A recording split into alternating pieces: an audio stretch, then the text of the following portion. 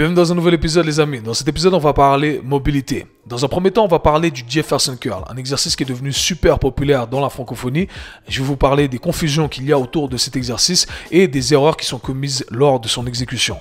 Dans un deuxième temps on va parler de mobilité lestée et on va répondre à la question suivante. Faut-il faire de la mobilité lestée? Et si oui, quand? Alors qu'est-ce que j'entends par mobilité lestée? Je parle ici d'utiliser des charges externes, des poids, pour se tirer plus profondément dans des positions d'étirement. Alors, commençons directement avec le premier sujet, le Jefferson Curl. Je parle du Jefferson Curl pour ceux qui me suivent sur les réseaux depuis des années. Depuis 2016 environ, je l'ai moi-même intégré dans ma pratique depuis 2014-2015. Et ce n'est que en 2022, tada, que ça arrive dans la francophonie. Je vois partout cet exercice et on m'a posé énormément de questions récemment, donc je me suis dit que j'allais boucler la boucle. Pour ceux qui regardent un peu mon contenu sur YouTube, j'ai posté plusieurs vidéos sur le Jefferson Curl, il me semble, en tout cas 2 comme ça de tête, donc je vous invite à aller checker tout ça. Bien entendu, j'explique exactement l'exécution, le pourquoi on utilise le Jefferson Curl, etc. Et c'est marrant de voir cette évolution, et quand je vous dis que le monde francophone a 8 ans, 10 ans de retard, eh bien je ne suis pas en train d'exagérer. J'ai moi-même appris directement cet exercice avec le coach Chris Sommer, qui était à l'époque le coach de l'équipe olympique de gymnastique des États-Unis et qui a créé cette compagnie qui s'appelait Gymnastics Buddies. Je ne sais pas ce qui est arrivé, mais en gros, moi j'ai appris cet exercice avec lui. Et ce n'est que en 2016 que cet exercice a vraiment explosé dans l'industrie du fitness, principalement aux États-Unis, avec sa popularisation grâce à Tim Ferriss. Donc Tim Ferriss, c'est un auteur qui a écrit entre autres La semaine de 4 heures, The 4-Hour Work Week, qui a écrit également un livre qui s'appelle Les outils des titans. Et dans ce livre-là, en 2016, eh bien, il prend, si vous voulez, chaque pratique des gens qui l'ont le plus influencé et il donne à chaque fois un outil qui correspond à chaque individu. Et il y a là-dedans Chris Sommer et il parle du Jefferson Curl. Et en gros, ça s'est popularisé comme ça. Alors, qu'est-ce que le Jefferson Curl pour ceux qui ne savent pas de quoi on parle? Le Jefferson Curl est un exercice qui consiste à fléchir sa colonne vertébrale avec une charge externe. Donc, on fait une flexion de la colonne vertébrale complètement et on rajoute une charge externe. Et bien entendu, pendant longtemps dans l'industrie du fitness, eh bien c'était le truc à ne pas faire. Il ne fallait jamais fléchir sa colonne vertébrale et c'était le truc horrible. Ok, et encore aujourd'hui, on va voir certains experts de la biomécanique, je mets ça entre guillemets ici, qui vont vous dire que c'est le truc horrible, il ne faut pas faire, vous allez vous briser la colonne vertébrale, vous allez avoir une fracture des disques, etc., etc. Bien entendu, j'ai déjà démonté tout ça, c'est du bullshit. Alors, bien, je vais élaborer un peu plus là-dessus, comme ça, on n'aura plus de questions à se poser concernant le Jefferson Curl, parce que j'en ai un peu marre d'en parler, ok?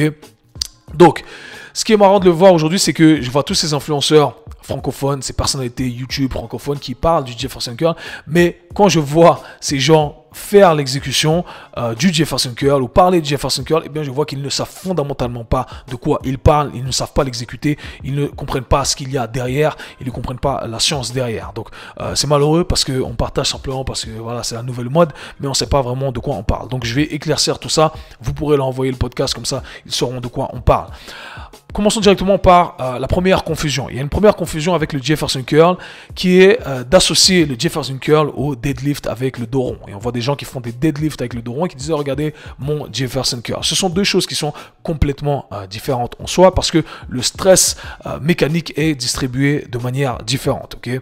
Donc le Jefferson Curl, on exécute cette flexion de la colonne vertébrale avec les jambes complètement tendues. Parce que le but, c'est de placer un stress plus important au niveau de la colonne vertébrale. Bien entendu, les ischio-jambiers vont être engagés lorsqu'on va remonter la charge, descendre la charge. Mais il y a un stress qui est plus important au niveau de la colonne vertébrale. On ne va pas faire d'extension de hanche pour lever la charge, mais plutôt une extension de la colonne vertébrale. Okay? Ça, c'est très important à comprendre. Versus faire un deadlift avec le dos rond, c'est-à-dire que dans ce cas-là, on a les genoux qui sont légèrement fléchis et on va remonter la charge, donc on va quand même enrouler sa colonne vertébrale en bas, mais on a plus de flexion de hanche et de flexion de genoux, ce qui veut dire que on va placer un plus grand stress au niveau des ischio-jambiers et des extenseurs de hanche et les fessiers, etc. Donc en gros, ce que je suis en train de dire ici, c'est que lorsque vous faites un deadlift à dos rond, eh bien on va plutôt placer la charge au niveau des ischio-jambiers et des fessiers plutôt que sur la colonne vertébrale, plutôt sur cette musculature et ces tissus conjonctifs qui se trouvent autour de la colonne vertébrale. Ok, donc ça c'est vraiment une différence fondamentale parce que au final on sélectionne un exercice pour créer certaines adaptations et pas simplement se dire oh je suis en train de lever le plus de poids possible. Non, c'est pas ça. Je suis en train de rendre mes tissus meilleurs.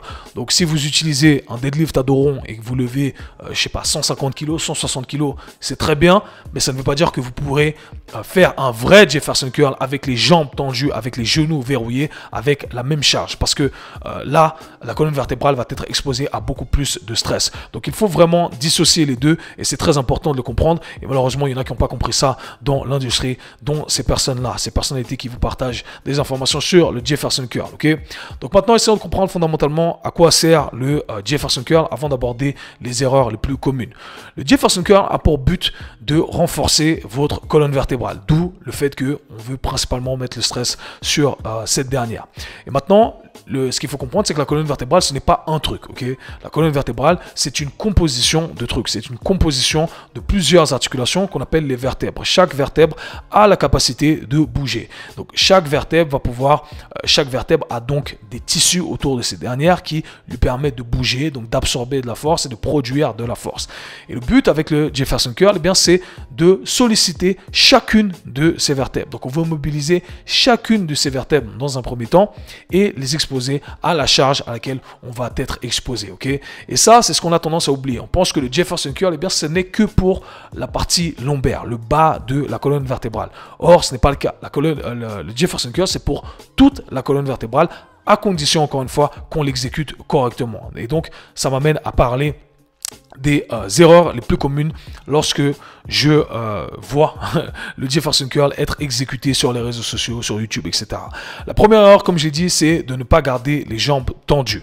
Maintenant, on peut adapter le tout en fonction de la personne qu'on a en face de nous. Certaines personnes, en gardant les jambes tendues, vont sentir plutôt un stress au niveau des ischio-jambiers et moins au niveau de la colonne vertébrale. Dans ce cas-là, on pourrait trouver un autre positionnement de façon à viser plutôt la colonne vertébrale et non pas les ischios si tel était notre but. Et dans ce cas-là, eh bien, ça sera intéressant éventuellement de fléchir les genoux et de viser la colonne vertébrale. Mais attention, l'intention a beaucoup d'importance ici. On ne veut pas lever la charge en faisant une extension de hanche trop importante. On veut plutôt s'attarder sur la colonne vertébrale. Alors, ça, c'est des détails, mais ce sont des détails qui ont beaucoup d'importance parce qu'à chaque fois, bien entendu, l'intention fait la différence. Ok? Et dans mon programme Mentorship, eh bien, il y a une partie évaluation et je parle justement de tous ces détails que les professionnels du sport et de la santé doivent connaître lorsqu'ils analysent un Jefferson curl. Donc voilà, shameless plug. Inscrivez-vous pour en apprendre plus là-dessus.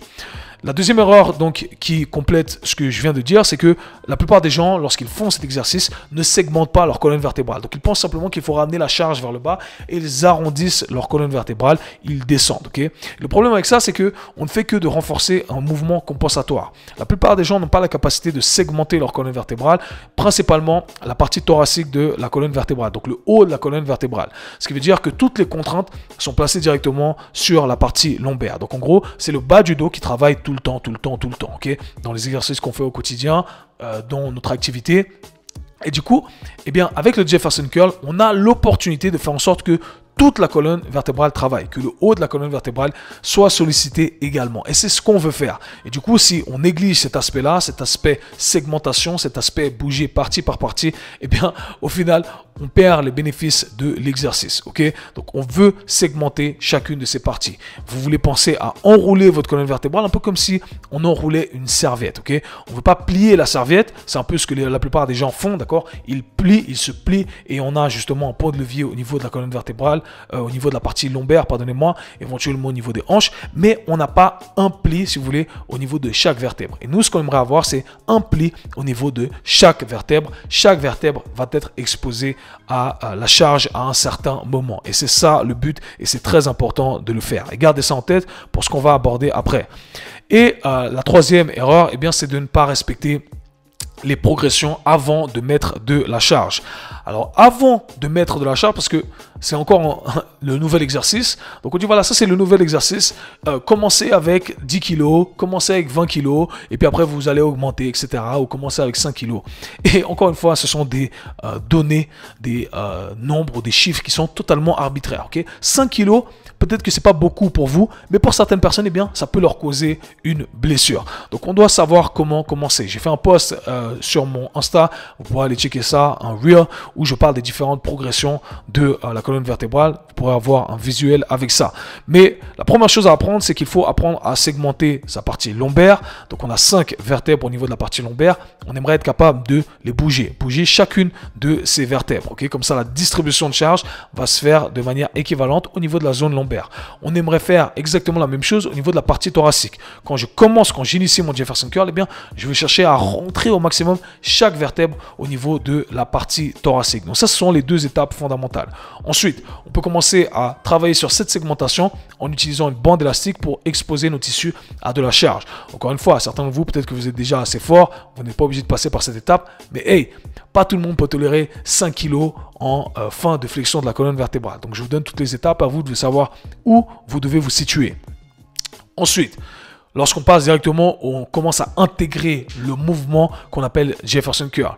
Eh bien, là, on va commencer en position assise, ok? Parce que on se met dans une position dans laquelle on a moins à combattre la gravité, ok? Donc, c'est beaucoup moins de stress qui va être placé sur notre colonne vertébrale. Donc, position assise. Et pareil, je fais le même mouvement de Jefferson Curl. Je vais chercher à aller toucher mes orteils ou au-delà de mes orteils, descendre le plus bas possible en enroulant ma colonne vertébrale, en pensant une vertèbre à la fois. Ensuite, ce n'est que après avoir fait tout ça que je peux éventuellement me mettre debout et faire mon Jefferson Curl avec les genoux tendus si j'ai réglé ce problème de tension, de limitation au niveau des ischio-jambiers.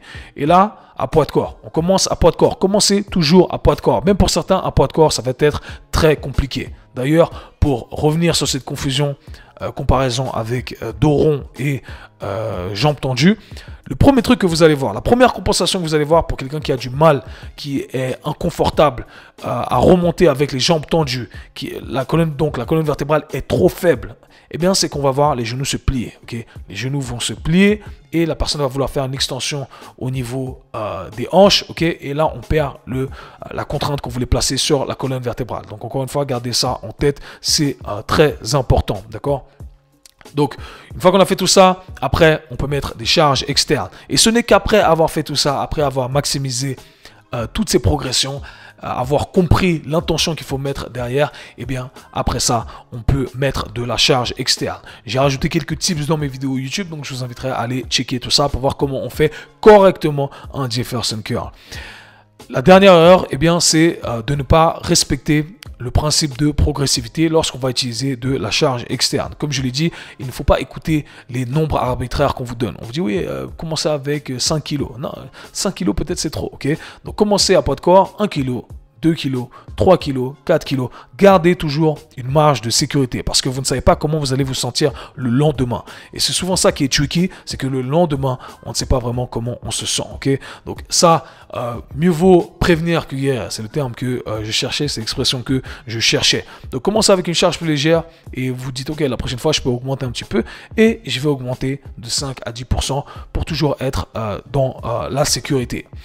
Et le dernier tips que je vais vous donner ici concernant le Jefferson Curl, qui est un tips que vous n'allez pas entendre, mais comme ça vous saurez. J'ai bientôt enregistré, comme ça c'est on record baby. Et les gens disent, ah ouais, c'est Kev qui l'avait dit en 2022, parce que ça va arriver dans la francophonie en quoi 2030. Ça va arriver en 2030 selon nos estimations. Eh bien, c'est que le Jefferson Curl, vous n'êtes pas obligé de le faire linéairement, c'est-à-dire on n'est pas obligé de le faire tout droit, ok? Vous pouvez aller chercher légèrement d'un côté, légèrement de l'autre côté, ou un peu plus d'inclinaison, un peu plus sur le côté.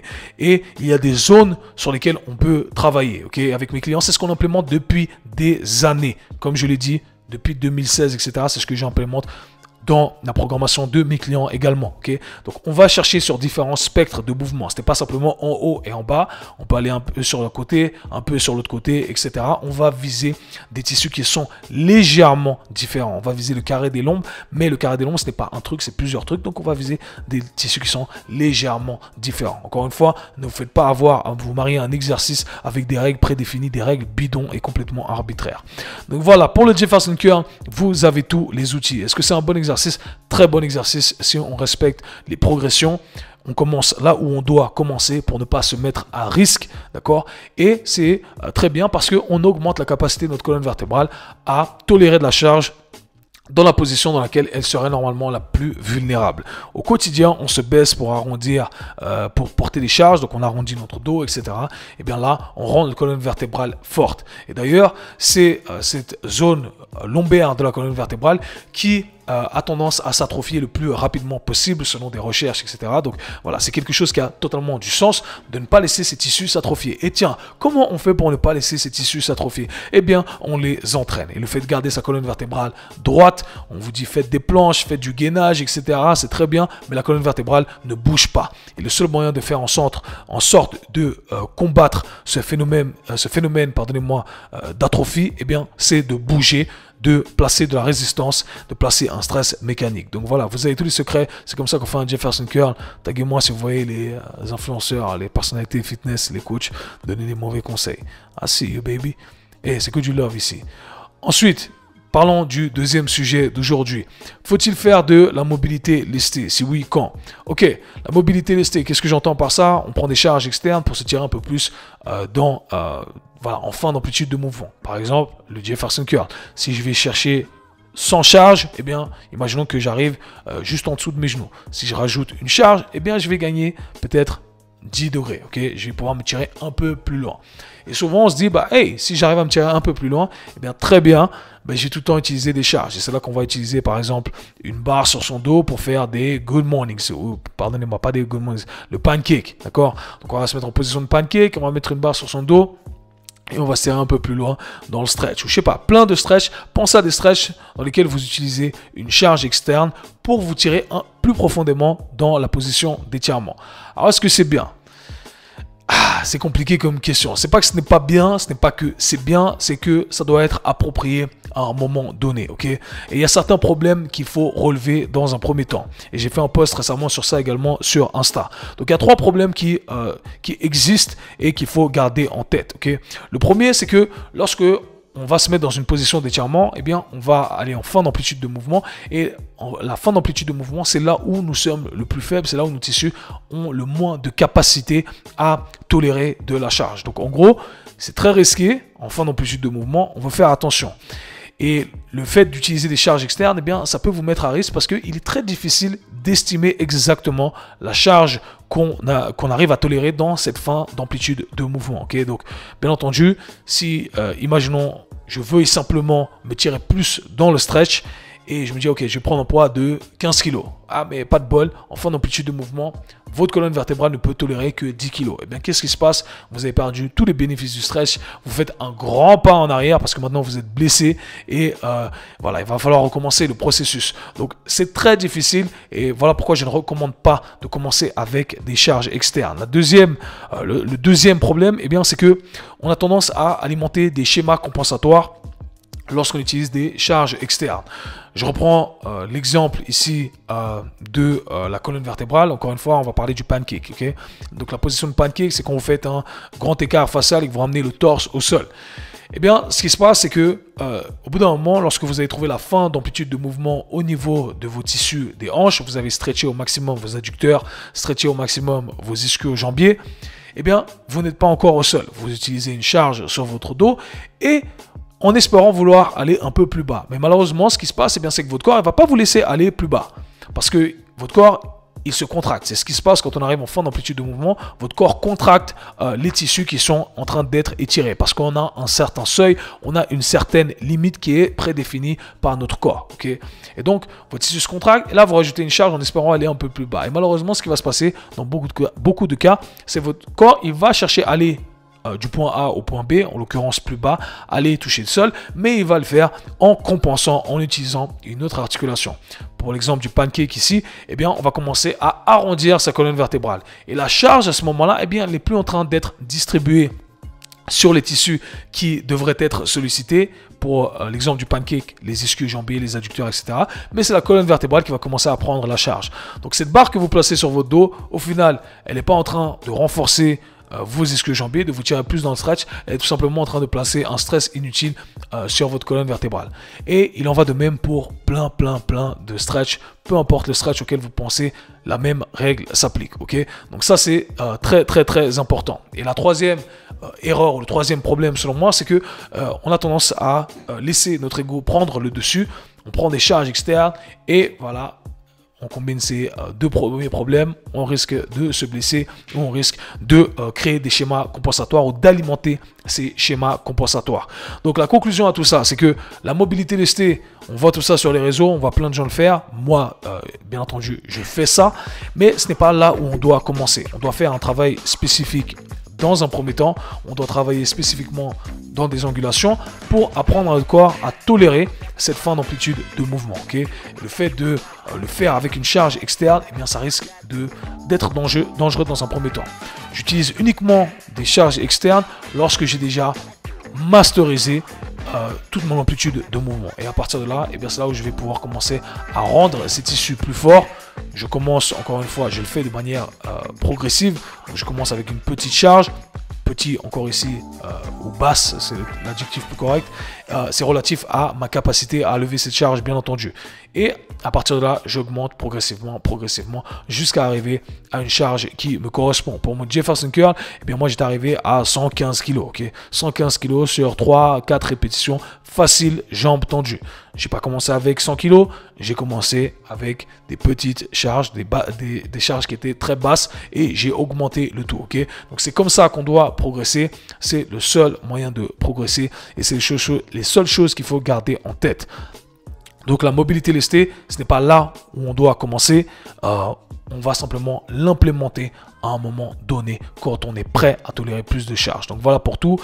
Voilà tout pour cet épisode. Pardonnez-moi, je me perds en fin d'épisode. Je suis un peu fatigué. Mais les amis, j'espère que cet épisode vous aura été utile, que vous pourrez implémenter toutes ces tactiques et surtout que vous comprenez. Ne faites pas comme ces gens-là sur le net qui entendent un truc et qui vont simplement le répliquer sans comprendre et qui vont le répéter, l'enseigner alors qu'ils n'ont même pas compris. Comprenez fondamentalement les choses, apportez de la nuance et c'est le but du K-Swiss Show dans tous les cas. Donc n'hésitez pas à partager cet épisode, n'hésitez pas à vous abonner à ma liste d'emails que je vais lâcher ici dans la description. Plein de contenus exclusifs qui arrivent. Lâchez un petit like, un commentaire. Nous, on se parle très bientôt. Peace.